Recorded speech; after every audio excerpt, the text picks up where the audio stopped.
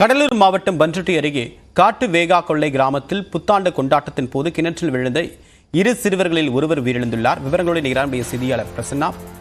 Frame விவரம் என்ன? தற்போது உயிரிழந்த குழந்தை யார்? தற்போது இன்னொரு மாணவனுடைய உடல்நிலை எப்படி இருக்கு?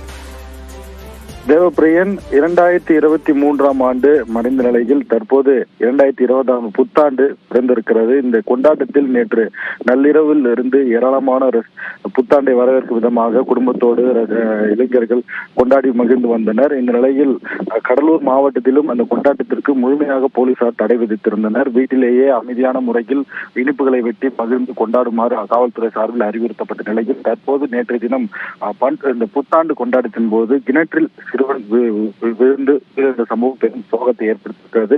கடலூர் மாவட்டம் பண்ருட்டி அடுத்த இந்த காட்டு வேகா கொள்ளை கிராமத்தில் புத்தாண்டு கொண்டாட்டத்தின் போது இனிப்புகள் வெட்டி இளைஞர்கள் ஒன்று கூடி அங்கு இருக்கக்கூடிய சிறுவர்கள் என அனைவருமே ஒன்று கூடி நள்ளிரவில் மகிழ்ந்திருக்கிறார்கள். அப்போது அங்கு இருக்கக்கூடிய போலீசார் வாகனம் என்பது அதிவேகத்தில் ஒலி எழுப்பி வந்ததால் அதனை கண்ட அந்த சிறுவர்கள் போலீசார் விரட்டுவார்கள் என்ற ஒரு அச்சத்தில் அங்கிருந்து நாலாபுரமும் சிதறி ஓடி இருக்கிறார்கள்.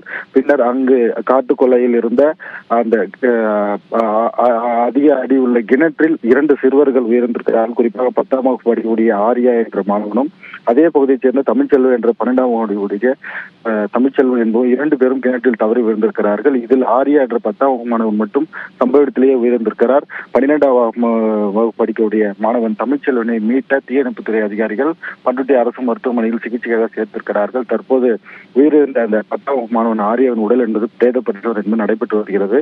இது குறித்து பண்ருட்டி போலீசார் தற்போது வழக்கு பதிவு செய்து விசாரணை நடத்தி வருகிறார்கள். புத்தாண்டு கொண்டாட்டத்தின் போது 10ஆம் மாணவன் உயிரிழந்த சம்பவம் பெரும் சோகத்தை ஏற்படுத்தியிருக்கிறது. உங்களுடைய விரிவான தகவலுக்கு நன்றி பிரேம்.